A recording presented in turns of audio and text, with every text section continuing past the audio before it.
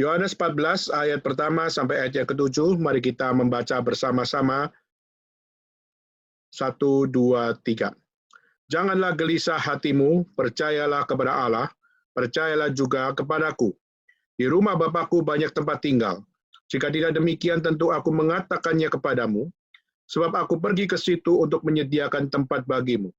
Dan apabila aku telah pergi ke situ dan telah menyediakan tempat bagimu, aku akan datang kembali dan membawa kamu ke tempatku, supaya di tempat di mana aku berada, kamu pun berada. Dan kemana aku pergi, kamu tahu jalan ke situ. Kata Thomas kepadanya, Tuhan, tidak tahukah kemana engkau pergi? Jadi bagaimana kami tahu jalan ke situ? Kata Yesus kepadanya, Akulah jalan dan kebenaran dan hidup. Tidak ada seorang pun yang datang kepada Bapa kalau tidak melalui aku.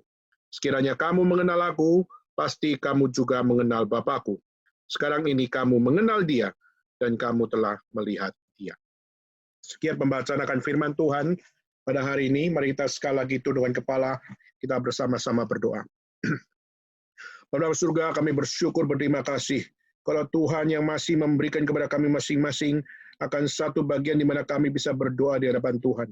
Mohon Tuhan yang memimpin kami semua, agar kami dengan hikmat bijaksana Tuhan, kami dapat mengenali akan arti hal yang indah, khususnya di dalam kami mengikut Engkau. Mohon Tuhan yang berbelas kasihan, kami yang berjauhan, yang berbagai tempat, kami mohon kepada Tuhan supaya kami semuanya bisa untuk memiliki akan satu ibadah yang sungguh di hadapan Tuhan. Mohon Tuhan berbelas kasihan juga untuk menjaga kami, supaya kami dari berbagai macam tempat ini, dengan signal yang mungkin bisa memberikan akan satu gangguan. Kami berdoa kepada Tuhan, supaya Tuhan yang senantiasa menjadikan setiap apa yang kami kerjakan ini adalah satu hal yang kudus di hadapan Tuhan, itu kami mau mendengar firman-Mu. Mohon Tuhan pimpin kami semua dalam setiap keterbatasan ini, dan biarlah segala kemuliaan kembali kepadamu dan memimpin kami semua. Terima kasih ya Tuhan, di dalam nama Yesus Kristus, kami bersama-sama berdoa dan berterima kasih. Amin. Saudara, kita sudah membahas bagian ini 4 kali, khususnya kita di dalam bagian yang pertama, kita membahas tentang jangan gelisah hatimu, percayalah kepada Allah, dan percayalah juga kepadaku. Dan kita sudah mengetahui konteks saat itu adalah Yesus akan pergi, dan Yesus akan meninggalkan dunia ini. Dan juga Yesus juga berkata bahwa dia akan pergi ke rumah Bapa. Dan waktu kita melihat percakapan itu menjadi satu percakapan yang sangat memberikan kesedihan bagi para murid. Kenapa demikian? Karena para murid tahu bahwa selama ini kami 3 tahun mengikut Yesus. Dan waktu kami mengikut Yesus, kami bergantung secara total kepada Yesus. Tapi waktu Yesus berkata, aku akan pergi, dan dia akan pergi ke rumah Bapa, maka pertanyaannya bagaimana dengan nasib murid-murid Yesus? Maka kita melihat di dalam setiap struggle, di dalam setiap kesepian, dan di dalam setiap tantangan-tantangan yang ada. Yesus berkata, janganlah gelisah hatimu, percayalah kepada Allah, dan percayalah juga kepadaku. Dan ini adalah satu kalimat yang saya sudah berulang-ulang kali menekankannya, yaitu perkataan jangan gelisah hatimu, percayalah kepada Allah, dan percayalah juga kepadaku, itu adalah kalimat perintah. Di mana kalimat perintah di dalam kondisi apapun, engkau harus belajar untuk mengkontrol hatimu, jangan gelisah. Di dalam kondisi apapun, harus mengontrol imanmu untuk tetap percaya kepada Allah. Dan juga dalam setiap akan kesulitan yang ada, percayalah kepadaku, yaitu percayalah kepada Yesus Kristus. Ini juga adalah sebuah perintah yang Tuhan tekankan, yang Yesus Kristus tekankan, untuk supaya di dalam keadaan apapun tetap mempercayai Allah, tetap mempercayai Kristus, dan tidak gelisah hati. Maka kita sudah belajar beberapa hal, yaitu kegelisahan hati hanya dapat ditangani bukan dengan pelarian manusia. Kegelisahan akan manusia hanya dapat ditangani bukan dengan apa yang menjadi satu gambaran bagaimana manusia memiliki akan pengetahuan atau memiliki kelebihan maupun juga memiliki prestasi dan sebagainya.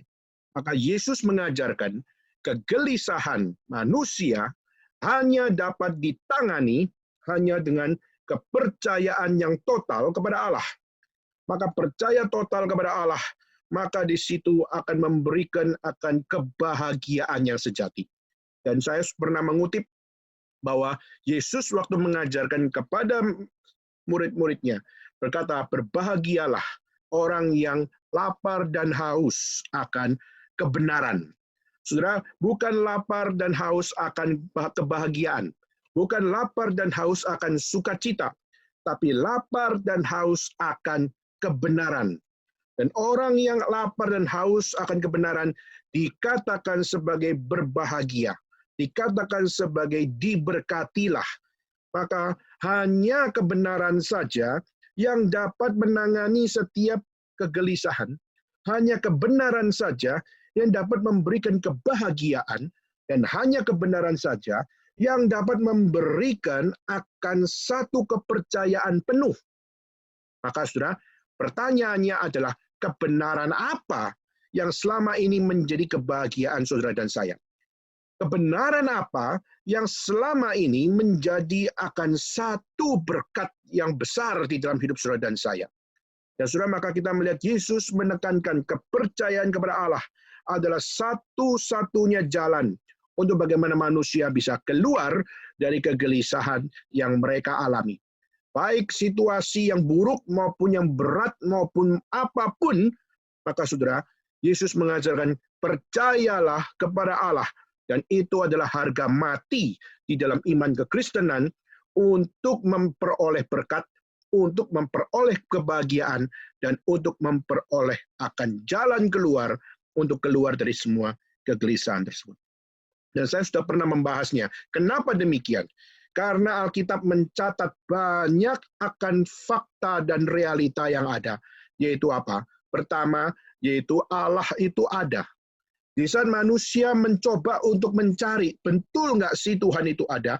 Tetapi dalam kitab suci kita melihat bahwa the existence of God adalah satu realita yang tercatat dalam kitab suci dan mengajarkan kepada kita bahwa kita bukan hidup seorang diri. We are not alone. Tetapi kita juga percaya bahwa Tuhan itu ada dan Tuhan bersama-sama dengan kita dan Dia menyertai kita. Lalu kita juga melihat di bagian yang lain, di mana Tuhan Allah itu bukan hanya sekedar ada, tapi Dia senantiasa menjadi terang bagi hidup kita. Di mana kitab suci mencatat Allah adalah terang. Maka tidak ada satu kegelapan pun yang bisa menggelapkan akan terang itu. Tapi justru terang itu sama sekali adalah terang. Dan terang itu tidak bisa digelapkan oleh kegelapan. Maka menunjukkan bahwa di hadapan Allah, tidak ada satu pun yang bisa melarikan diri. Di hadapan Allah, dosa disembunyikan sedalam-dalamnya. Tuhan adalah terang. Maka Dia mampu melihat apa yang paling tidak beres di dalam hidup manusia. Maka Allah bukan sekedar ada, tapi Dia adalah Allah yang adalah terang, yang dimana tidak bisa ditipu, tidak bisa disuap, dan tidak bisa dipermainkan oleh kegelapan. Dan juga di dalam bagian yang lain, kita melihat Allah juga adalah api yang menghanguskan. Maka Allah tidak sembarangan di dalam segala sesuatunya. Jika ada yang tidak diperkenan hati Tuhan dan menghancurkan akan image Tuhan, maka Tuhan tidak segan-segan menghanguskan akan setiap apa yang tidak beres. Maka inilah satu hal di dalam kitab suci tercatat, Allah adalah Allah yang penuh berkat. Allah adalah Allah yang memberikan blessing. Tapi Alkitab juga mencatat Allah juga yang memberikan kutuk. Allah juga yang memberikan hukuman. Dan Allah juga yang menyatakan murka kepada setiap orang-orang yang percaya. Maka di sini kita sudah membahas dengan panjang lebar, saudara. Maka Yesus mengajarkan, percayalah kepada Allah. Tetapi kita juga melihat di dalam bagian yang kedua, yaitu percayalah juga kepadaku. Yaitu Yesus mengatakan bahwa aku adalah jalan, kebenaran, dan hidup. Dan hari ini kita akan membahas itu. Tapi sebelumnya kita coba untuk melihat, pada saat Yesus mengatakan, percayalah kepadaku. Pertanyaannya, kenapa harus percaya kepada Yesus? Hari ini banyak orang beragama, tetapi mereka tidak percaya Yesus. Banyak orang beragama mengatakan, aku percaya tentang Allah, saya percaya tentang Tuhan, tapi saya tidak percaya Yesus adalah Tuhan, Dan saya tidak bisa percaya Yesus adalah Allah, dan saya tidak bisa percaya Yesus adalah juru selamat. Nah, hari ini kita melihat banyak orang beragama, tapi dalam setiap keagamaan yang dibangun oleh mereka, mereka hanya menerima setengah kebenaran, yaitu mereka percaya Tuhan itu ada. Tetapi mereka tidak tahu bagaimana saya bisa sampai kepada Tuhan, bagaimana saya bisa sampai kepada Allah, bagaimana saya bisa menghidupi akan kehidupan yang dimau oleh Tuhan Allah. Dan kita melihat there is no standard di dalam kita melihat akan kesempurnaan maupun teladan di dalam hidup sebagai manusia. Manusia semua sudah jatuh di dalam dosa. Karena kejatuhan manusia dalam dosa, maka tidak ada seorang pun yang bisa untuk meneladankan apa yang benar itu di dalam kehidupannya secara pribadi. Maka satu-satunya teladan sempurna adalah pada Yesus Kristus sendiri. Karena waktu Yesus berkata, percayalah kepadaku, kata percayalah kepadaku adalah satu perkataan yang tidak bisa diucapkan oleh sembarang orang.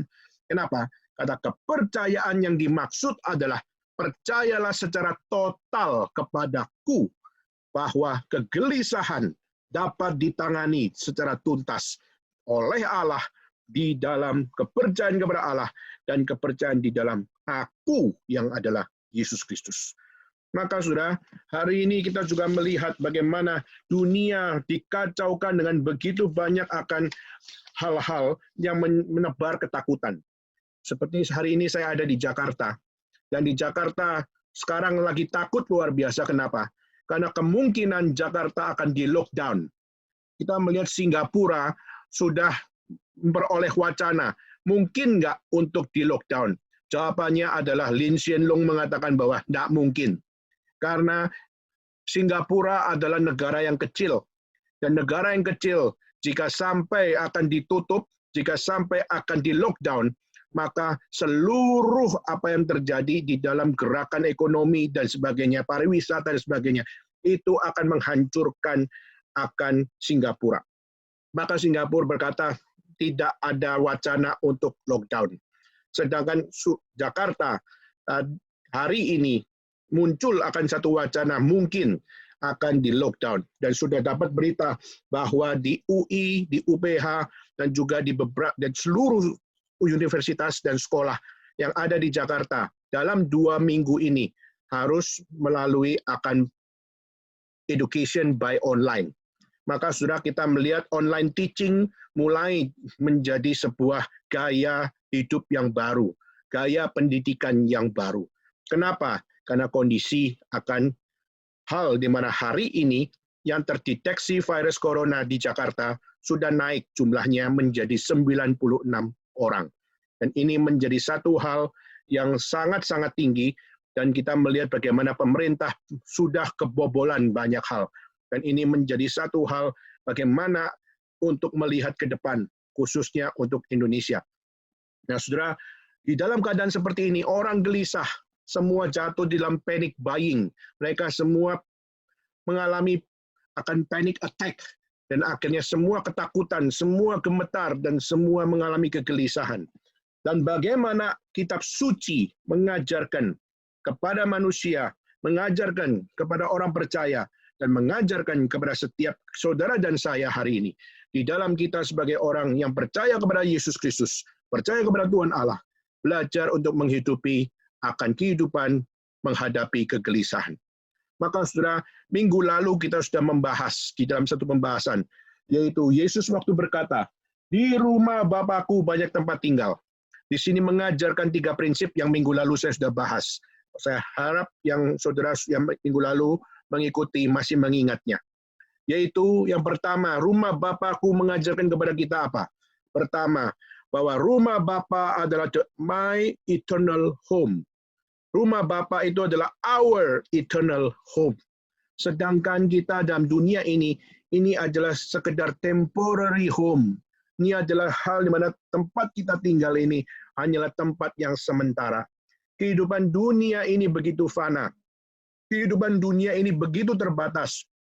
Dan kita di dalam dunia ini, kita hanyalah berziarah.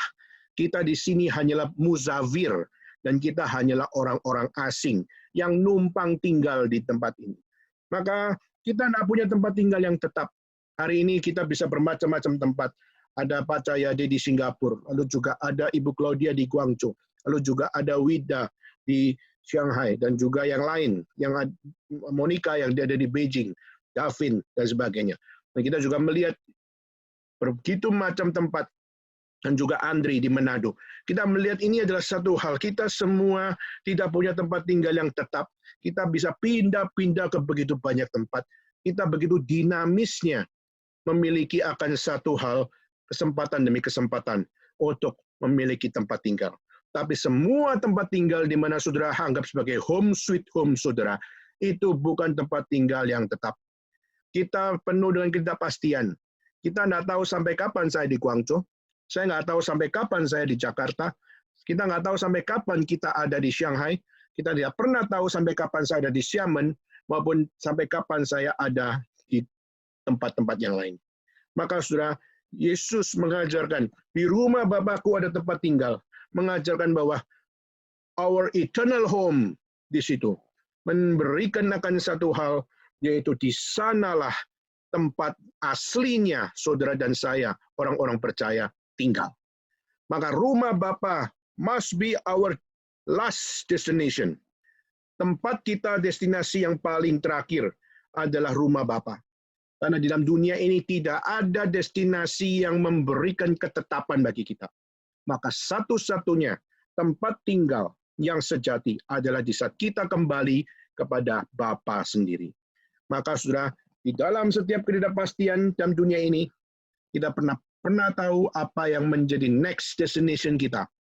Tetapi Yesus mengajarkan, kamu bergantung kepada siapa? Kalau kamu hanya bergantung dengan apa yang ada di dunia ini, maka kegelisahan akan selalu menghantui. Saudara ada di Guangzhou, saudara akan gelisah. Saudara di Shanghai, saudara juga akan gelisah. Saudara di Jakarta sekalipun, yang selama ini Jakarta dianggap sebagai tempat yang paling aman untuk orang Indonesia. Dan sekarang Jakarta adalah tempat yang paling tidak aman. Maka saudara, ini menjadi satu hal. Yang pertama, kita anggap Jakarta lebih aman daripada Shanghai. Sekarang Jakarta menjadi tempat yang paling tidak aman. Dan Shanghai jangan-jangan jauh lebih aman. Saudara, dunia penuh dengan ketidakpastian. Tetapi kita bergantung kepada siapa? Saudara, kalau bukan bergantung kepada Tuhan, dimanapun saudara berada, di Shanghai, di Guangzhou, di Xiamen, di Beijing, maupun di Jakarta sekalipun, saudara akan kecewa. Saudara bisa kecewa dimanapun, saudara bisa kecewa kapanpun, dan saudara bisa kecewa di wilayah manapun. Maka saudara, kalau bukan Tuhan yang menjadi tempat bergantungnya saudara dan saya, maka pastilah kita binasa. Pastilah kita akan mati. Dan pastilah kita akan kehilangan pegangan hidup yang sejati. Maka rumah Bapakku mengandung prinsip yang pertama, yaitu rumah Bapa adalah satu-satunya eternal home bagi orang percaya. Nah, pertanyaannya adalah, apakah kita sudah percaya kepada Tuhan? Apakah kita sudah memiliki akan satu keyakinan bahwa kita adalah orang-orang yang memiliki akan destinasi yang jelas, di manakah rumah abadi saudara dan saya. Kedua, kita juga sudah membahasnya, yaitu di rumah Bapakku. Di situ bukan dimengerti hanya secara fisik, tetapi juga kita harus memahami bahwa di dalam hidup manusia itu harus juga memahami secara spiritual. Maka di rumah Bapakku di situ, bukan kita ingin memperoleh kafling di sana, bukan kita memperoleh apartemen di sana, bukan kita ingin untuk mengumpulkan DP dan membeli akan tanah di sana. Tetapi saudara, kita justru melihat rumah Bapa tidak bisa dibeli oleh siapapun, orang yang paling suci sekalipun, maupun orang yang paling melawan Tuhan sekalipun. Tidak ada seorang pun yang mampu untuk membeli kafling di tempat di mana rumah Bapa berada. Maka seorang manusia, tidak ada seorang pun yang bisa untuk bisa sampai kepada rumah Bapa. Maka itulah kenapa Yesus pergi ke rumah Bapa dan dia berjanji akan menyediakan tempat bagi orang-orang percaya. Maka di sini bukan usaha manusia. Di sini adalah bukan akan inisiatif manusia. Tapi kita melihat bagaimana Tuhan berinisiatif menyediakan tempat bagi kita. Bukan tempat secara fisikal, tetapi memberikan tempat secara jiwawi atau memberikan secara rohani. Maka di dalam secara rohani kita melihat bagaimana itu jauh lebih meaningful daripada apa yang bersifat fisik. Jika Tuhan hanya memberikan kepada kita rumah, tetapi rumah secara fisik, maka rumah secara fisik itu bisa hancur. Rumah secara fisik bisa catnya ngelontok.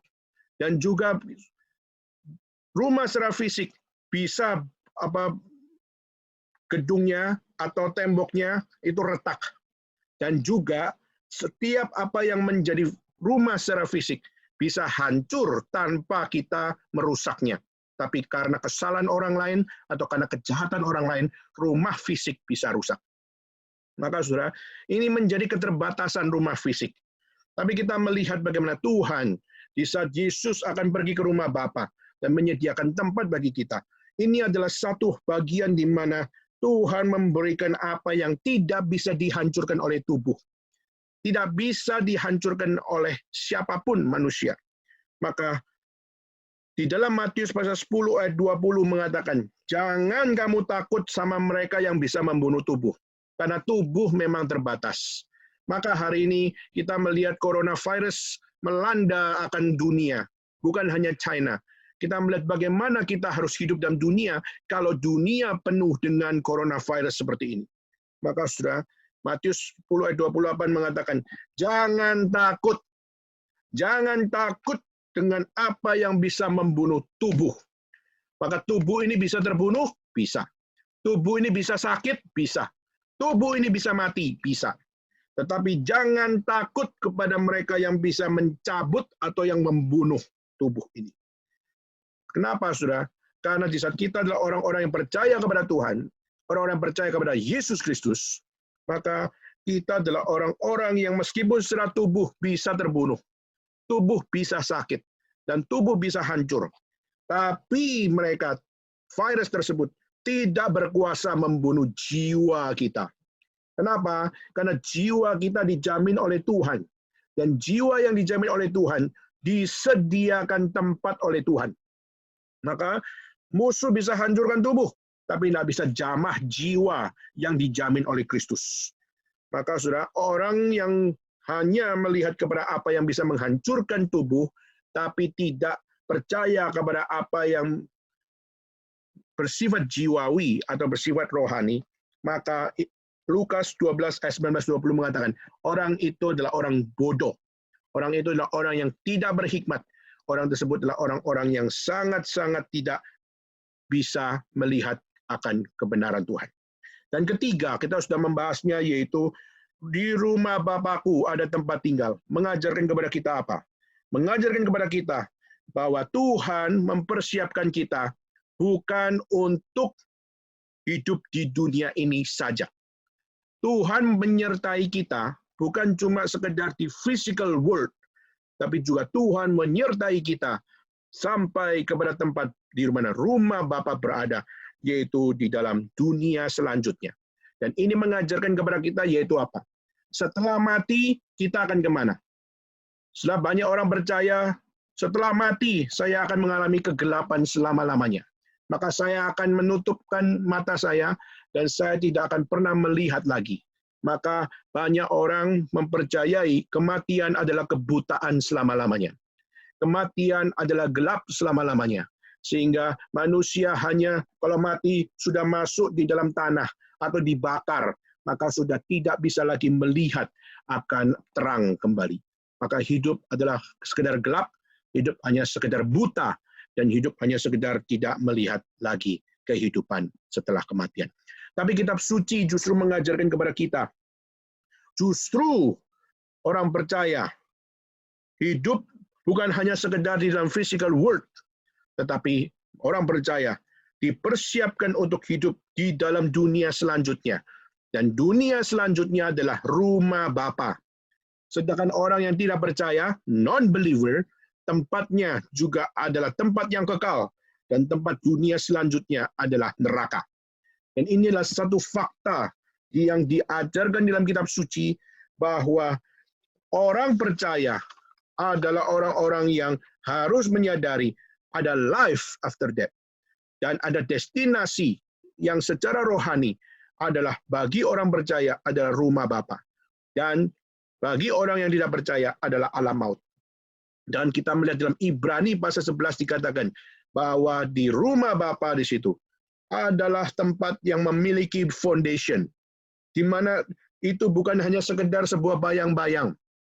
Tapi rumah Bapa adalah kota yang memiliki fondasi, yang memiliki dasar, yang direncanakan, yang dibangun oleh Tuhan, dan di situ ada kehidupan, ada tempat tinggal.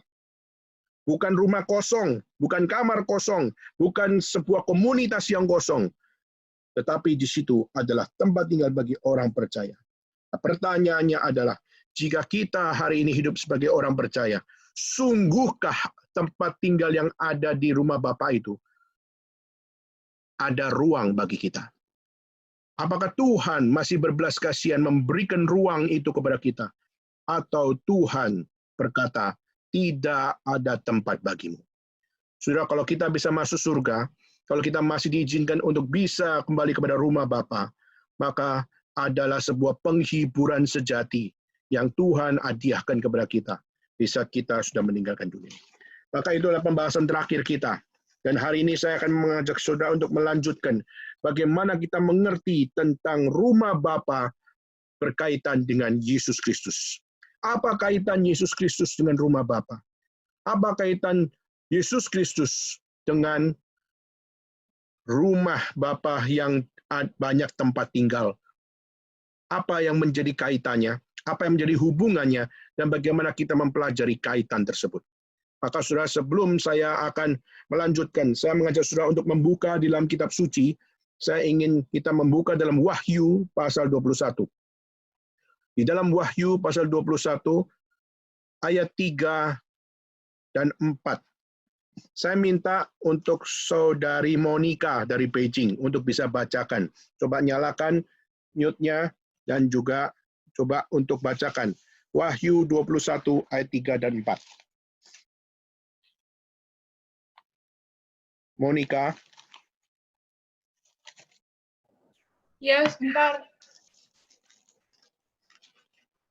Wahyu 21 ayat 23. No. Wahyu 21 ayat 3 dan 4. Wahyu 21 ayat 3 dan 4. Lalu aku mendengar suara yang nyaring dari tahta itu berkata, "Lihatlah, kemah Allah ada di tengah-tengah manusia, dan ia akan diam bersama-sama dengan mereka. Mereka akan menjadi umat-Nya, dan ia akan menjadi Allah mereka. Dan ia akan menghapus segala air mata dari mata mereka, dan maut tidak akan ada lagi. Tidak akan ada lagi perkabungan, atau ratap tangis, atau duka cita, sebab segala sesuatu yang lama itu telah berlalu." Ya, saudara, ada satu hal yang kita bisa pelajari dari dua bagian ini. Pertama, yaitu bagaimana rumah Bapa berkaitan dengan Kristus adalah satu hal yang pertama, yaitu rumah Bapa menjadi tempat bagaimana aku sebagai Allah dan mereka yang sebagai kaum pilihan Allah memiliki persekutuan, memiliki relasi, memiliki akan satu hubungan yang tidak diputuskan oleh apapun. Hari ini kondisi saudara dan saya adalah kita adalah manusia yang dicipta oleh Allah, tapi kita kenapa dikatakan sebagai manusia yang berdosa? Sedangkan Tuhan kenapa dikatakan sebagai Allah yang kudus? Karena saudara dan saya dengan Tuhan mengalami putus hubungan. Dan kenapa mengalami putus hubungan? Kita terputus kenapa? Kita terputus adalah karena dosa menyebabkan akan hubungan antara Allah dengan manusia terputus. Dan kenapa dosa bisa memutus? Karena manusia tidak taat kepada Allah, tidak taat kepada firman Allah, maka karena dosa tersebut, maka hubungan yang intim dengan Tuhan itu terputuskan. Karena Allah adalah terang. Dia sama sekali tidak kompromi dengan dosa. Dan waktu kita sebagai manusia yang sudah jatuh di dalam dosa, maka kita sudah jatuh di dalam kompromi.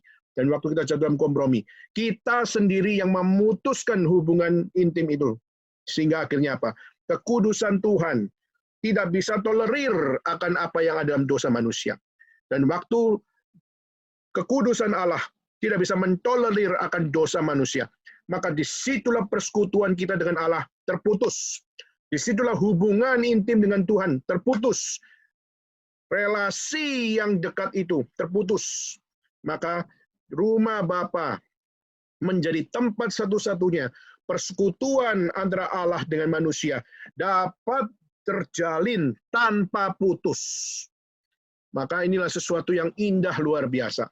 Maka saudara, kalau menjadi seorang yang hari ini menjalani satu hubungan, menjalani satu relasi, lalu saudara bisa berpuluh-puluh tahun menjalani relasi tersebut, adalah sebuah hal yang indah. Saya di Jakarta, saya ada waktu beberapa kali untuk konseling beberapa pasangan. Dan beberapa pasangan itu adalah pasangan-pasangan yang bukan jemaat yang baru saja, tapi sudah menjadi jemaat 15 tahun yang lalu. Sudah menjadi jemaat 10 tahun yang lalu. Dan waktu kemarin terakhir adalah jemaat dari Taichung yang ikut bersama-sama datang, yang sudah lama sekali menjadi jemaat. Dan juga dia membawa pasangannya, memperkenalkan kepada saya, dan mengatakan, ini pasangan saya, Ko Daniel, dan juga apakah Ko Daniel punya nasihat untuk kami. Maka saya memberikan nasihat, dan memberikan juga adalah satu fondasi untuk bagaimana mereka akan melangkahkan kaki mereka, melangkahkan hidup mereka kepada satu jalan yang lebih terjal lagi. Dan banyak pergumulan, perbedaan culture, perbedaan akan keekonomian, dan juga akhirnya menjadi satu pergumulan yang besar. Dan bagaimana mereka sebagai orang percaya tetap percaya bahwa apa? Di dalam dunia ini, pasti kesulitan itu berusaha untuk melenyapkan imanmu. Tetapi meskipun dunia penuh dengan kesusahan-kesusahan seperti ini, penuh dengan beratnya akan tantangan-tantangan. Tantangan tidak selalu adalah dari luar. Tantangan justru yang terbesar adalah dari dalam. Banyak orang dalam pernikahan, problem terbesar adalah keluarga sendiri. Bukan orang luar, tapi keluarga sendiri jadi problem. Dan satu sama lain juga punya problem masing-masing. Sehingga akhirnya relasi, persekutuan, dan juga setiap apa yang ada di dalam hubungan, itu mengalami akan satu ketegangan-ketegangan yang tidak habis-habis. Maka dunia akan selalu menyediakan tempat untuk air mata saudara tercucur. Dunia akan selalu menyediakan tempat untuk saudara meratap dan bersedih ria. Dan dunia akan selalu memberikan tempat bagaimana saudara akan mengalami akan satu kecapean, kelelahan secara pikiran, secara hati, maupun juga secara tindakan. Tetapi saudara, Alkitab mencatatkan bahwa hanya di rumah Bapa, maka tempat air mata dihapus selama-lamanya. Ratapan kesedihan dan setiap apa yang menjadi penghalang dari setiap sukacita yang kekal itu, semuanya dihapus selama-lamanya oleh Tuhan. Maka itulah tempat rumah Allah berada. Maka tempat rumah Allah berada adalah tempat di mana persekutuan antara Allah dengan kaum pilihannya itu tidak mengalami putus, tidak mengalami corrupted, tetapi justru hubungan Allah dengan people itu menjadi satu hubungan yang sama-sama mengalami sebuah kesakralannya. Dan rumah Bapa justru adalah tempat di mana air mata terhapus selama-lamanya, kesedihan dan setiap kesulitan dapat terjawab hanya di saat kembali kepada Bapa. Nah, saudara, maka kita juga melihat ini pun berkaitan dengan relasi dengan Yesus Kristus. Kenapa, saudara? Karena Yesus Kristus yang menyatakan, di mana aku berada, maka disitulah mereka harus berada. Kenapa? Karena aku berada di tempat rumah Bapa. Saudara, di dalam kitab suci dicatat bahwa di rumah Bapa, di situ, aku berada. Maka aku adalah Kristus. Maka di rumah Bapa, Kristus berada. Dan Kristus bukan hanya sekedar berada, tapi itu adalah tahta di mana Kristus beserta untuk apa? Memimpin orang-orang percaya. Maka saudara, saya akan mengajak saudara untuk membuka dalam Yohanes 13 ayat 24. Dan saya minta Saudari Wida untuk bisa bantu membacakannya. Saudari Wida bisa bantu membacakannya. Yohanes 13 ayat 24.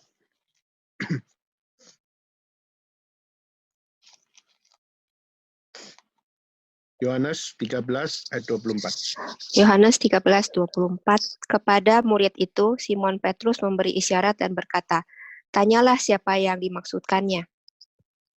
Oke, saya coba baca 23 dan 24. Bacain sekali lagi ya. Seorang di antara murid Yesus, yaitu murid yang dikasihinya, bersandar dekat kepadanya, di sebelah kanannya.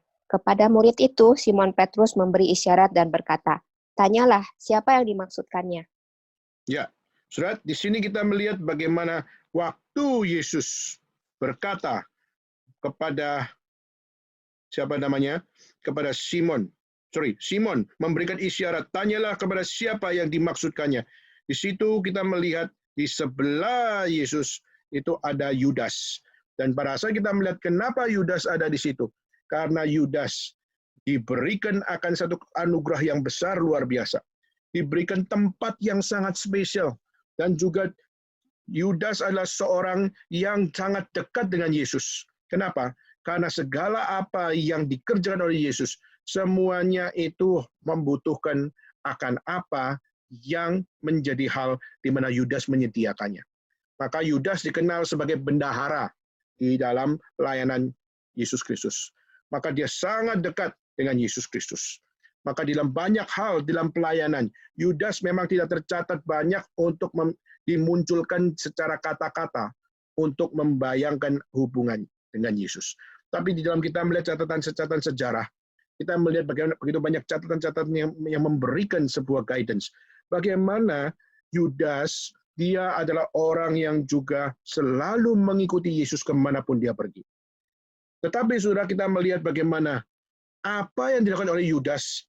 Yudas sebagai orang yang percaya, tapi justru dia tidak melihat kepada rumah Bapa menjadi tempat yang sejati. Tapi justru dia adalah seorang yang dikatakan orang percaya, bahkan murid Yesus. Tapi justru kita melihat secara persekutuan dengan Allah mengalami putus hubungan. Secara akan air mata dan kesedihan, dialah penyebab air mata. Dialah penyebab ratap tangis dan sebagainya. Maka kita mengapa membaca ayat ini? Justru Yesus, dia adalah Allah dan dia adalah juru selamat yang bersama-sama dengan murid-murid Yesus yang adalah orang percaya. Kita melihat di dalam dunia, Yesus pun mengalami akan kesedihan yang luar biasa, mengalami akan tangis air mata yang luar biasa, dan ratapan yang luar biasa. Bukan dari luar, tetapi adalah dari dalam. Maka pada saat kita melihat di sini, ini adalah satu hal, Tuhan yang seharusnya berada di tempat yang maha suci, di rumah Bapa, yang seharusnya tidak ada air mata, tidak ada ratap tangis, tidak ada kesedihan, yang secara relasi tidak ada putus. Tapi justru kita melihat Yesus rela datang ke dalam dunia dan rela untuk dibikin akan satu kehidupan yang sulit, sehingga ratapan Yesus, air mata Yesus harus menjadi realita Yesus waktu dalam dunia ini.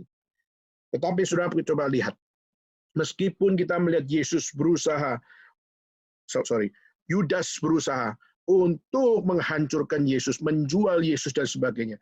Akhirnya kita juga melihat Yesus waktu mengalami begitu banyak tantangan tersebut, dia tetap tidak gelisah. Dia tetap untuk percaya kepada Allah. Dia tetap untuk tidak mengkhianati Tuhan Allah. Dan dia tetap menjalankan setia sampai akhir, setia sampai mati di dalam setiap apa yang dia lakukan. Maka teladan Yesus mengajarkan, jangan gelisah hatimu. Percayalah kepada Allah dan percayalah kepadaku. Yesus sungguh-sungguh menjadi teladan yang sempurna.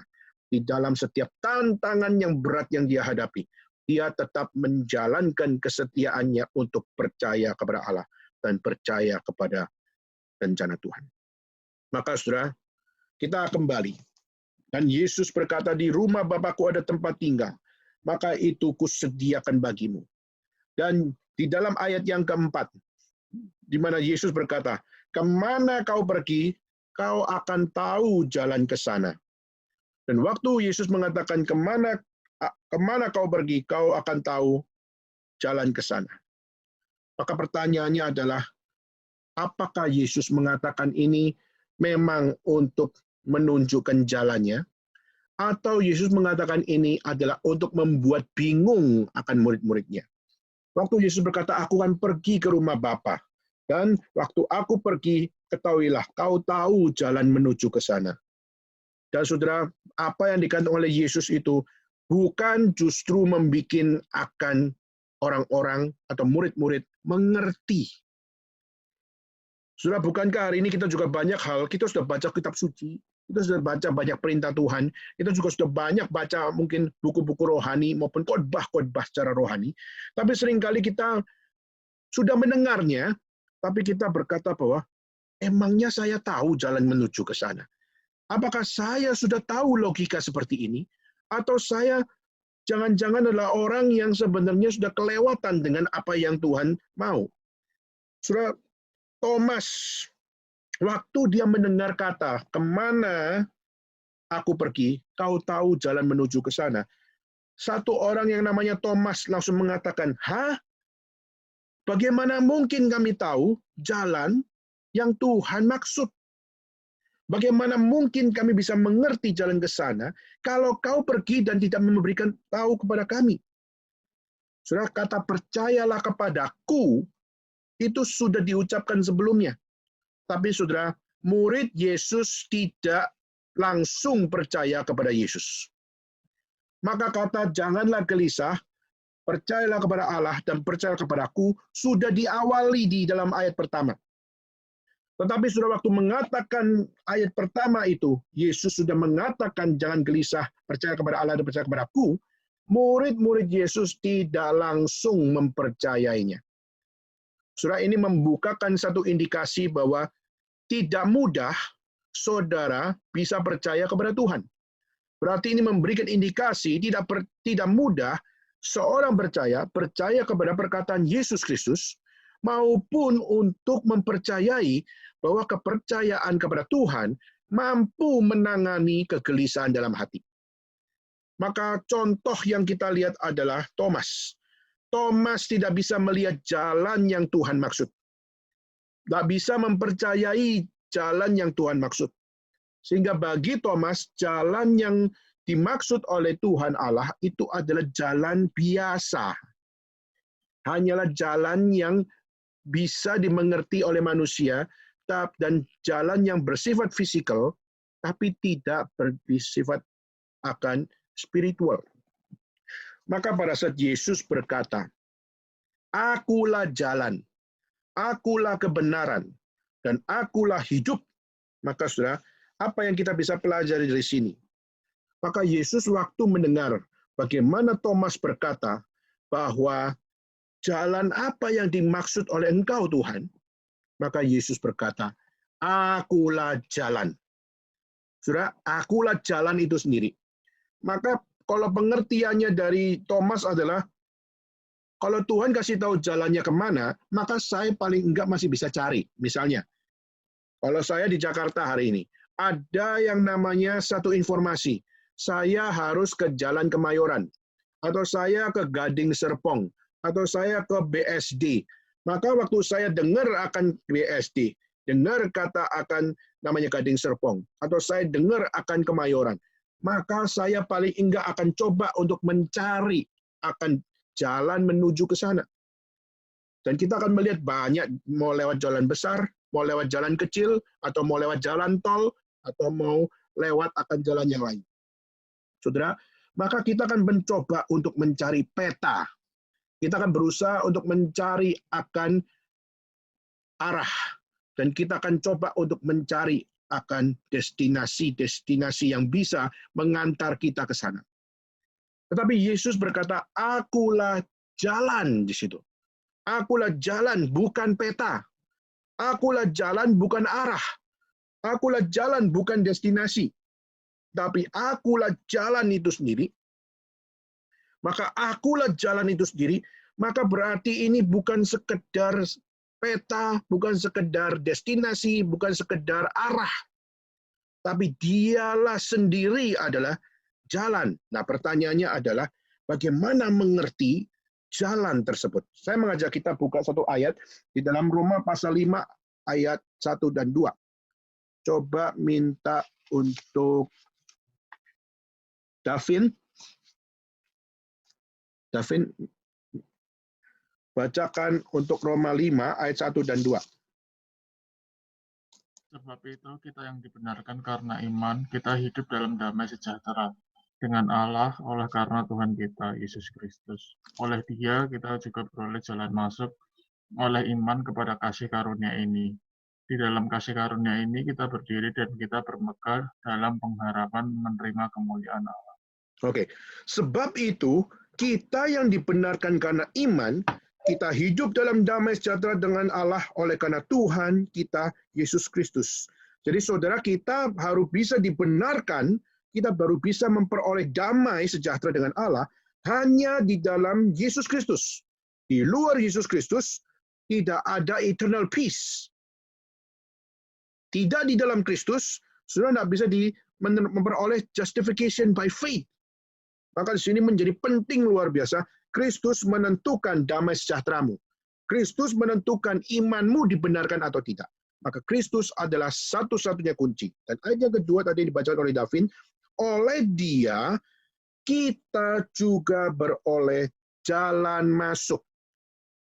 Surat jalan masuk oleh iman kepada kasih karunia untuk bisa berdiri, untuk bisa bermegah di dalam pengharapan dan menerima kemuliaan Allah. Maka jalan masuk oleh iman kepada kasih karunia ini. Saudara, maka di sini kata yang lebih tepat adalah satu-satunya jalan masuk. Maka di dalam jalan masuk untuk bisa masuk di dalam karunia itu adalah Yesus Kristus menjadi satu-satunya jalan untuk bagaimana saudara dan saya mencari akan apa yang menjadi tempat bagi kita. Maka satu-satunya dicari manusia tidak mungkin ada. Maka Yesus satu-satunya jalan untuk saudara dan saya bisa kembali kepada Allah, bisa kembali kepada damai sejahtera Allah, bisa kembali untuk melihat akan iman yang dibenarkan di dalam Allah, dan melihat bagaimana kemuliaan Allah semuanya dapat menjadi tempat kita berdiri adalah di saat kita semuanya di dalam Yesus Kristus. Maka Yesus adalah jalan masuk di dalam anugerah keselamatan. Maka saudara mau masuk surga, jalan masuknya adalah hanya Yesus Kristus. Maka saudara, ini penting luar biasa untuk kita bisa melihat.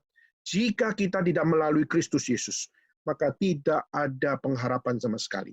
Saya mengajak saudara membuka bagian di dalam Matius pasal 11. Minta Richard baca ya. Matius 11 ayat 27 dan 28.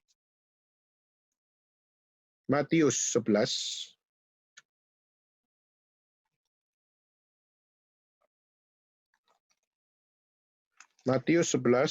ayat 27-28. Coba bacain Richard.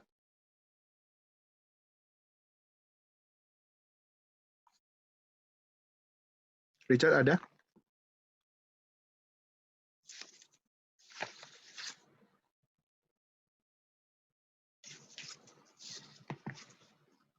Richard?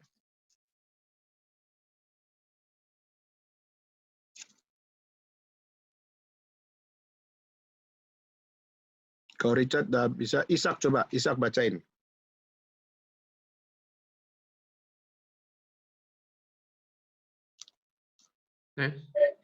Ya, Ishak bacain. Matius 11 ayat 27 sampai 28. Semua telah diserahkan kepadaku oleh Bapakku, dan tidak seorang pun mengenal anak selain Bapa, dan tidak seorang pun mengenal Bapa selain anak, dan orang yang kepadanya anak itu berkenan menyatakannya. Marilah kepadaku semua yang letih lesu dan beban berat, aku akan memberi kelegaan kepadamu. Ya, saudara, bagian ini menunjukkan kepada kita yaitu apa? Mengatakan bahwa Tuhan sudah memberikan jalan itu adalah jalan yang dikonfirmasi oleh Allah. Dikatakan, semua telah diserahkan kepadaku oleh Bapakku. Berarti apa? Yesus sudah menerima otoritas dari Bapa, di mana tanpa Bapa, tanpa Kristus, itu adalah satu hal kita tidak punya pengharapan. Maka di sini dikatakan semua diserahkan kepadaku oleh Bapakku, dan tidak seorang pun mengenal Allah, tidak seorang pun mengenal Anak selain Bapa, dan tidak seorang pun mengenal Bapa selain Anak. Maka di sini kita melihat Anak dan Allah Bapa, dan Allah Bapa dengan Anak. Di sini memiliki connecting link yang tidak bisa diganggu-gugat. Maka tanpa Kristus, there is no knowledge, the true knowledge about God. And there is no knowledge about God without the true knowledge about Christ. Maka di sini menjadi penting luar biasa. Akulah jalan masuk untuk engkau kepada Bapa. Maka satu-satunya adalah hal ini. Maka Yesus adalah jalan manusia kepada Allah. Yesus juga jalan Allah datang kepada manusia. Maka dua hal ini nggak bisa diganggu-gugat. Yesus adalah jalan Allah datang kepada manusia, dan Yesus adalah jalan manusia dapat kembali kepada Bapa. The one and only way, only by Christ. Maka itulah kenapa Yesus berkata, akulah jalan, the one and only way. Maka banyak orang mencoba untuk mencari jalan. Kalau sudah di dalam penafsiran Pendeta Stephen Tong kita melihat, akulah jalan, akulah kebenaran, akulah hidup yang kekal. Kalau kita melihat penafsiran Pendeta Stephen Tong adalah akulah jalan. Ini menyatakan Yesus, menyatakan satu-satunya untuk bisa membawa kita kembali kepada Allah, hanya melalui Kristus. Dan kalau kita melihat Pendeta Stephen Tong menafsirkan bahwa akulah jalan ini berbicara kepada orang-orang Asia, di mana orang Asia banyak mencari jalan melalui agama, mencari jalan melalui kepercayaan, mencari jalan melalui aliran-aliran mistis, dan mencari jalan melalui perenungan-perenungan meditasi dan sebagainya, untuk mencari jalan bagaimana kita dapat sampai kepada Allah. Dan Pendeta Stephen Tong juga mengatakan bagaimana dengan orang yang mencari kebenaran. Kita melihat orang mencari kebenaran itu seperti orang-orang di dunia barat. Dunia barat banyak tidak suka beragama, tapi mereka suka untuk berdebat. Mereka suka untuk mencari akan kebenaran. Mereka suka untuk mencari akan satu pemikiran-pemikiran logika, dan bagaimana untuk memperoleh akan jawaban dari sebagainya itu. Ya, saudara, Yesus juga berkata, akulah kebenaran. Nah, bagaimana kita mengerti akan kebenaran itu? Saudara, Yesus berkata, akulah kebenaran. Kebenaran di sini adalah the one and only truth. Adalah satu-satunya kebenaran. Bukan satu-satunya sekedar pengajaran, tapi kebenaran itu sendiri. The truth itself. Itu adalah satu-satunya kebenaran. Nah, saudara, Alkitab mencatat, yaitu kebenaran itu haruslah adalah dari Tuhan Allah. Dan pada saat Tuhan berfirman, maka firman itu adalah kebenaran. Maka kebenaran di dalam bahasa Yunani memakai kata logos. Maka seringkali logos itu dimengerti sebagai ilmu, diketahui hanya sekedar pengetahuan. Tapi pada logos itu adalah kebenaran yang tidak salah, kebenaran yang murni, kebenaran yang tidak dirusak oleh pemikiran-pemikiran yang tidak sempurna. Maka logos itu adalah kebenaran, dan kebenaran itu sungguh-sungguh adalah truly truth, adalah betul-betul adalah kebenaran. Nah, tapi banyak kita tidak bisa memahami kebenaran. Banyak orang bilang ini kebenaran menurut saya, itu kebenaran menurut kamu, itu kebenaran menurut orang lain, itu kebenaran menurut saya. Dan akhirnya kita membagi banyak kebenaran sehingga kebenaran hanya bersifat relatif. Tetapi justru hidup kita bukan didasarkan dari kebenaran secara relatif, tapi hidup kita adalah satu kehidupan yang justru harus memberikan kepada kita satu keyakinan bahwa kebenaran itu bersifat absolut. Ya. Saya ingin kita membuka di dalam Yohanes pasal 1, Yohanes pasal 1 ayat yang ke-14. Yohanes pasal 1 ayat ke-14. Yohanes pasal 1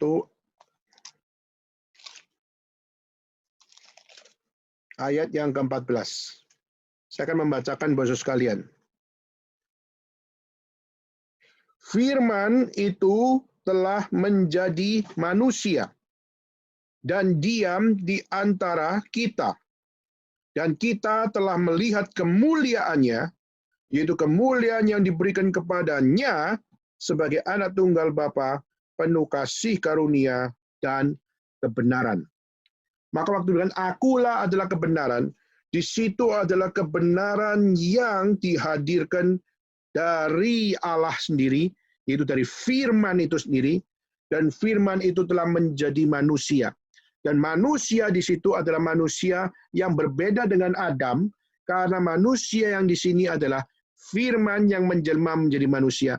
Sehingga firman yang benar, mutlak, telah menjadi manusia yang juga benar secara mutlak. Jadi Yesus adalah Allah secara mutlak, tapi dia juga adalah manusia yang benar secara mutlak. Maka kita percaya hanyalah Yesus satu-satunya kebenaran. Kenapa? Satu-satunya manusia yang tidak jatuh di dalam dosa, itu adalah Yesus Kristus. Di luar akan Yesus Kristus, tidak ada manusia yang tidak berdosa. Semuanya berdosa, semuanya cacat, sehingga satu-satunya manusia yang layak untuk berkata, aku adalah kebenaran, itu hanyalah di dalam Yesus Kristus. Tidak peduli orang Barat menggunakan filsafat, menggunakan akan satu pemikiran-pemikiran untuk apa? Untuk mencari kebenaran. Maka satu-satunya yang bisa berkata, akulah kebenaran itu sendiri, hanya Yesus Kristus. Maka kebenaran adalah satu harga yang mahal luar biasa. Dan satu-satunya yang bisa memberikan kemahalan itu hanyalah Yesus Kristus sendiri. Karena dia sendiri adalah kemahalan itu sendiri. Dia sendiri adalah kebenaran itu sendiri. Maka satu-satunya hanyalah pada dirinya. Dan bukan itu saja, saudara. Kebenaran itu sendiri adalah Kristus. Tapi kedua saya mengajak melihat dalam Yohanes pasal 8. Yohanes pasal 8 ayat 32. Saya akan bacakan supaya lebih cepat. Saya baca 31 dan 32. Jikalau kamu tetap dalam firman-Ku, kamu benar-benar adalah murid-Ku. Nah, 32, saudara. Dan kamu akan mengetahui kebenaran, dan kebenaran itu akan memerdekakan kamu. Jadi kalau tadi dalam pasal 1:14 mengatakan bahwa justru firman yang adalah benar itu menjadi manusia sehingga kebenaran itu menjadi daging. Maka Kristus adalah kebenaran itu sendiri. Itu pertama. Kedua yaitu kebenaran itu akan memerdekakan kamu. Kata memerdekakan kamu yaitu apa? Yaitu membebaskan dari kecacatan, membebaskan dari kebodohan, membebaskan dari apa yang buruk, membebaskan dari apa yang tidak setia, dan membebaskan dari apa yang tidak layak, dan semuanya itu dibereskan, dimerdekakan di dalam Yesus Kristus satu-satunya. Sehingga akulah kebenaran, satu-satu yang bisa memerdekakan sehingga kita tidak bodoh, kita tidak salah, kita tidak jauh daripada kesempurnaan, itu hanya di saat Kristus menjadi kebenaran satu-satunya. Maka ini menjadi penting luar biasa, saudara. Saudara boleh belajar agama manapun, saudara boleh baca Tripitaka, saudara boleh baca akan Al-Quran, saudara boleh baca buku banyak kitab suci agama lain. Tapi sudah harus melihat dalam seluruh apa yang ada itu. Temukan akan apa yang menjadi keindahan, keunikan di dalam iman Kristen yang tidak ada di dalam catatan manapun. Sudah akan menemukan tidak ada satupun kitab-kitab yang mengatakan akulah jalan, akulah kebenaran, dan akulah yang ketiga adalah hidup yang kekal. Dan itu tidak pernah ada di dalam catatan-catatan kitab suci yang lain. Ini bukan satu statement kesombongan, tapi ini adalah satu statement realita. Kalau saya berkata bahwa saya adalah pria, lalu orang lain berkata, mungkin Pak Daniel itu bukan pria, mungkin dia adalah perempuan, gitu kan? Perempuan berjenggot atau dia adalah perempuan yang memakai topeng laki-laki, mungkin, sudah. Maka banyak orang bicara dalam area kemungkinan. Kalau saudara hanya bicara dalam area kemungkinan, segala sesuatu itu mungkin. Tetapi saudara kita tidak bisa hanya hidup di dalam area kemungkinan. Mungkin nggak Pak Daniel itu wanita? Ya mungkin. Atau mungkin nggak Pak Daniel itu bersandiwara? Mungkin. Segala sesuatu hanya bicara dalam area kemungkinan. Saudara hanya untuk menyatakan bahwa kemungkinan menjadi sebuah kebenaran. Pertanyaannya, kebenaran itu bukan kemungkinan. Kebenaran itu adalah kebenaran itu sendiri. Maka di dalam kebenaran tidak ada kemungkinan. Di dalam kebenaran semuanya itu adalah benar. Maka kalau saya adalah laki-laki, itu adalah sebuah kebenaran. Maka tidak ada kemungkinan yang lain. Maka itu menjadi satu hal bahwa seorang yang berani berkata aku adalah kebenaran. Di situ adalah orang yang sungguh-sungguh mempertaruhkan segala sesuatu dalam kehidupannya untuk dapat menjadi kebenaran itu sendiri. Nah, pertanyaannya, siapa di antara seluruh manusia yang berani berkata, akulah jalan, akulah kebenaran? Maka dalam seluruh kitab suci, saudara akan bisa mencarinya. Bahwa tidak ada satupun yang berani berkata, akulah jalan, akulah kebenaran. Maka satu-satunya hanyalah Yesus Kristus sendiri yang berkata, I am the way and I am the truth. I am the life. Maka ketiga, saudara, itu Yesus pada berkata, aku adalah hidup. Tidak ada yang sampai kepada Bapa jika tidak melalui aku. I am the life. Akulah hidup. Dan hidup apa yang dimaksud di situ? Apakah hidup yang hanya secara fisikal di sini? Atau adalah hidup yang dikatakan sebagai hidup yang kekal? Nah, saudara, saya akan mengajak saudara menutup bagian ini dengan kita membuka pasal 12. Yohanes 12. Deborah ada di sini? Kalau Deborah ada, bacain. Di dalam Yohanes 12. Yohanes 12 ada dulu. Membaca ayat 9 sampai 11. Yohanes 12 ayat 9 sampai 12. 11. Ya, 11. Sejumlah besar orang Yahudi mendengar bahwa Yesus ada di sana dan mereka datang bukan hanya karena Yesus, melainkan juga untuk melihat Lazarus yang telah dibangkitkannya dari antara orang mati. Lalu imam-imam kepala bermufakat untuk membunuh Lazarus juga, sebab karena dia banyak orang Yahudi meninggalkan mereka dan percaya pada Yesus. Ya, saudara, di sini adalah satu hal kenapa Yesus dan Lazarus menjadi satu oknum yang mau dibunuh oleh orang-orang ahli Taurat dan juga oleh orang-orang Yahudi. Kenapa, saudara? Karena orang-orang Yahudi melihat bagaimana Yesus Kristus berani melakukan sebuah mujizat, yaitu apa? Yaitu membangkitkan orang mati.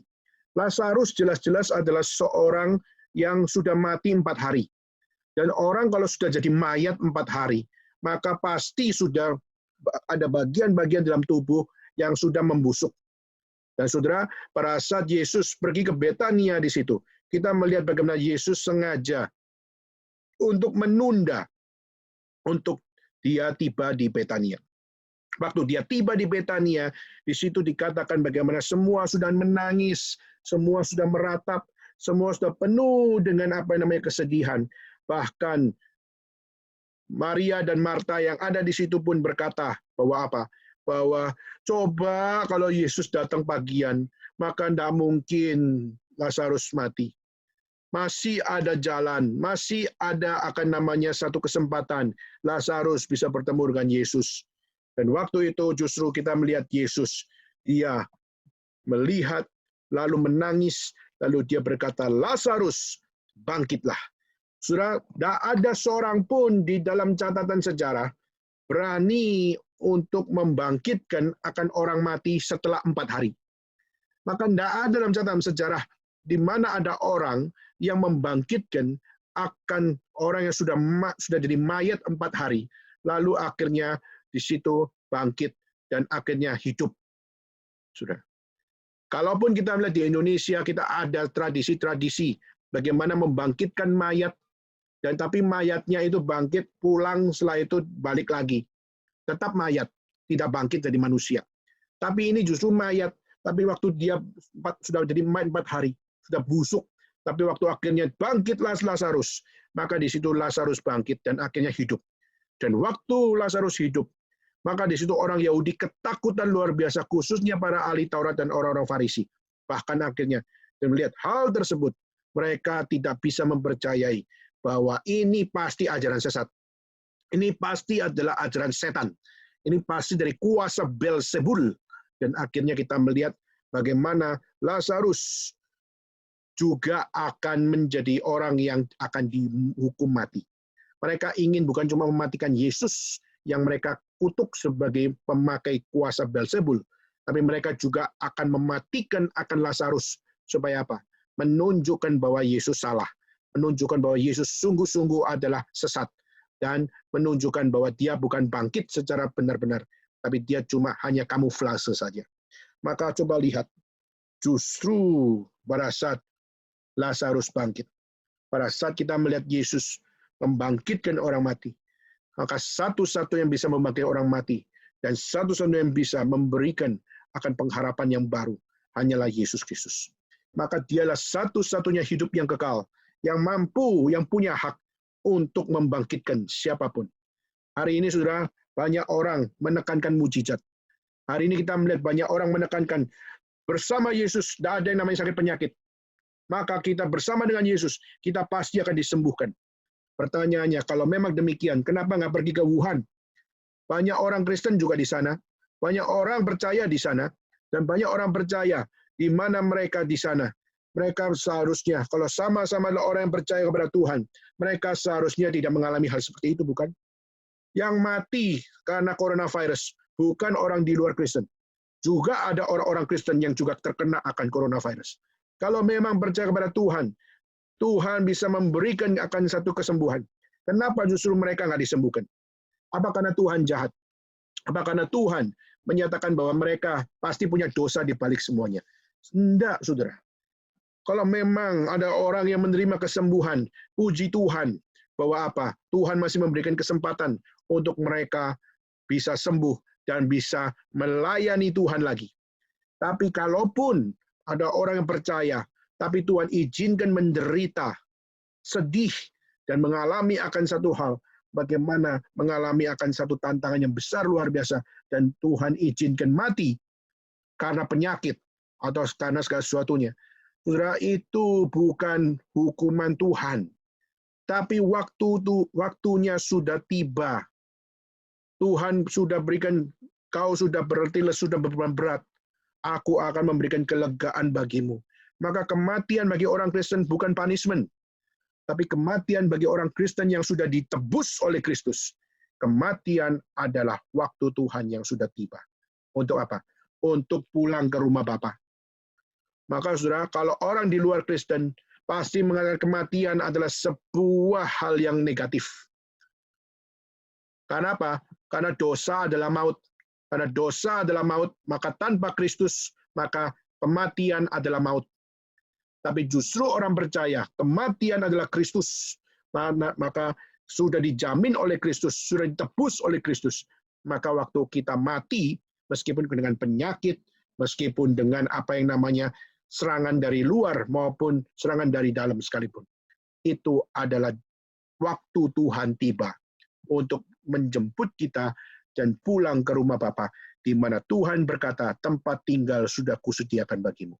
Ada ruang bagimu, ada tempat bagimu. Nah, saudara, Lazarus, Tuhan izinkan bangkit. Mungkin kita tanya, kalau Tuhan izinkan Yesus izinkan akan Lazarus bangkit. Lazarus apakah hidup selama-lamanya? Tidak. Lazarus meskipun sudah dibangkitkan, kelak dia juga akan mati lagi. Kenapa? Dia bukan eternal life, itu bukan di dalam dunia ini. Eternal life adalah di saat kembali kepada rumah Bapa.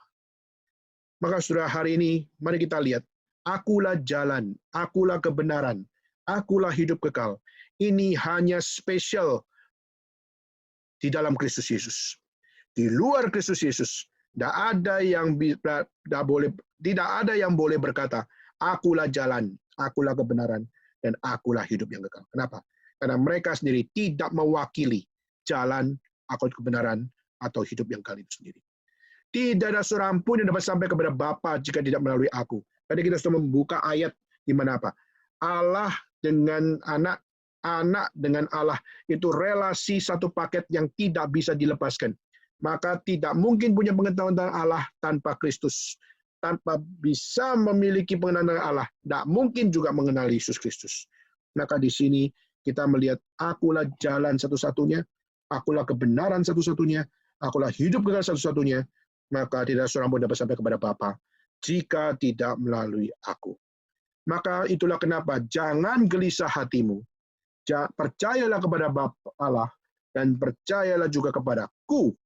Maka di sini satu-satunya yang bisa memberikan fondasi untuk mempercayai hidup hanyalah di saat Yesus Kristus menjadi satu-satunya jalan.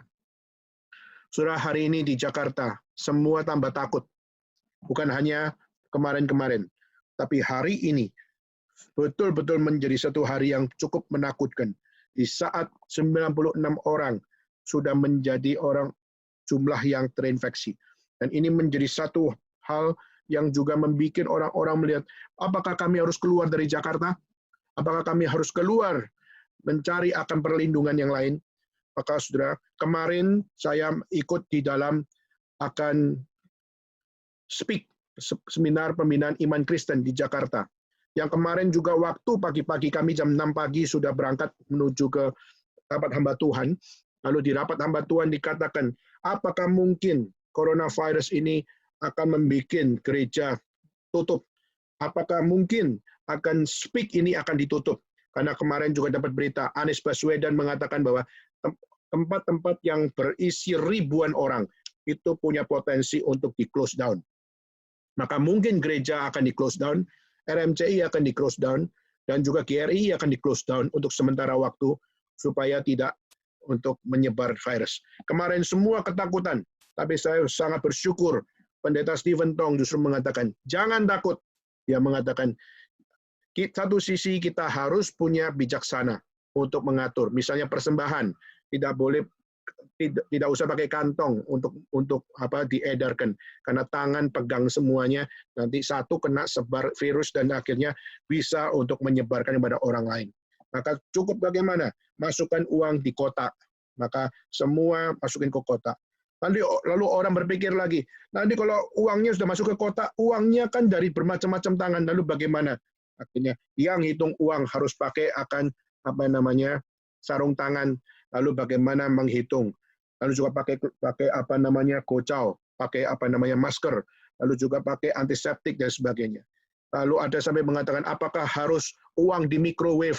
Iya, di microwave sampai kebakar mungkin gitu ya. Atau juga di hair dryer. Wah, di hair dryer sampai uangnya dikaku.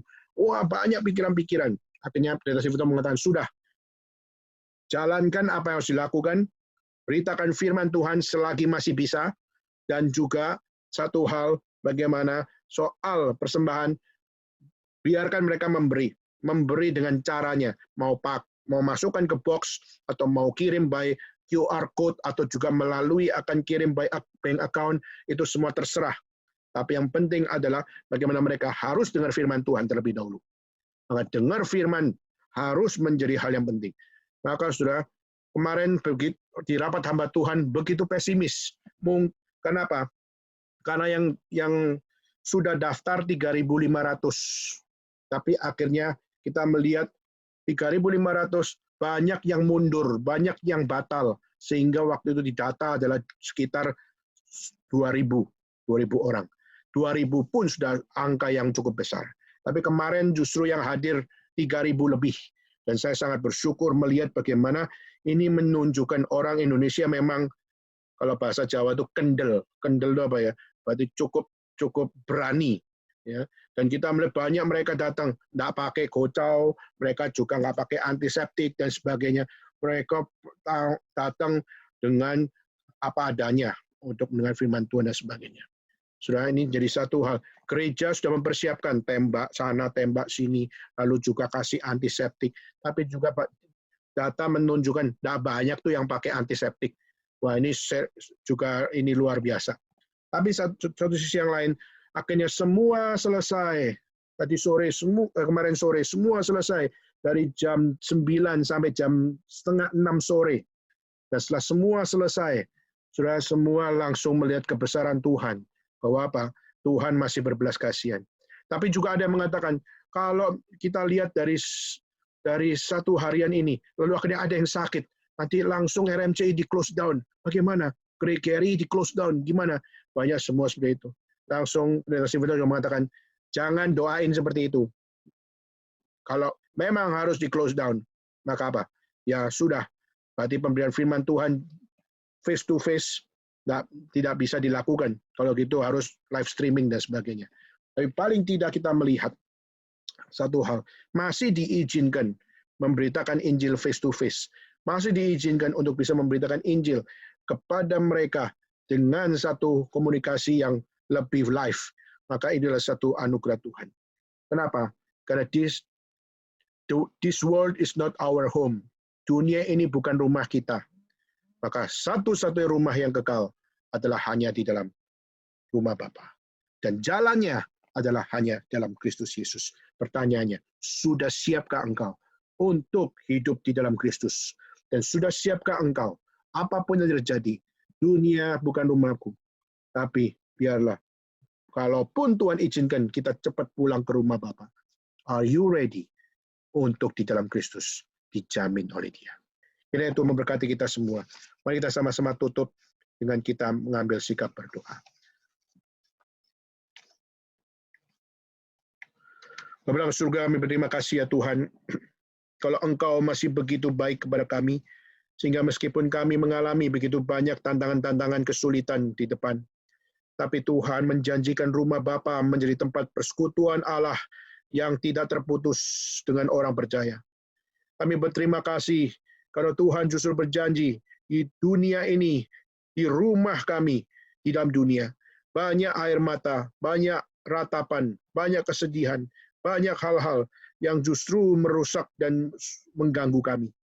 Tapi kami bersyukur kitab suci menjamin hanya dalam Kristus, bukan hanya persekutuan dengan Allah Bapa tidak terputus, tapi kami terhapus air mata kami selama-lamanya. Kami terhapus akan ratapan kesedihan selama-lamanya. Dan kami bersyukur karena Tuhan Engkau yang menjamin kami untuk di mana jalan satu-satunya, kebenaran satu-satunya, dan hidup kekal satu-satunya, untuk kami dapat kembali kepada Allah Bapa, kembali kepada rumah Bapa, adalah hanya di dalam Engkau sendiri. Maka kami berterima kasih ya Tuhan, kalau Tuhan yang sudah menjamin di dalam Kristus akan jalan kebenaran hidup yang kekal, untuk kami kembali kepada rumah Bapa. Mohon Tuhan berbelas kasihan untuk menuntun kami, sehingga ruang untuk kami adalah ruang yang dianugerahkan bagi kami. Kami tidak mampu untuk memberikan DP untuk rumah di surga. Kami tidak mampu untuk mencicil setiap cicilan-cicilan untuk rumah Bapa di surga. Kami tidak mampu untuk melunasi setiap cicilan kami untuk rumah Bapa di surga. Tuhan, layakkan kami untuk kami memohon kepada Tuhan. Layakkan kami untuk kami berserah dan kami menyatakan apa yang menjadi sebuah doa kepada Tuhan. Terima kasih ya Tuhan, inilah doa kami ya Tuhan. Yang kami serahkan dalam nama Yesus Kristus. Kami bersama-sama berdoa dan mengucap syukur. Amin.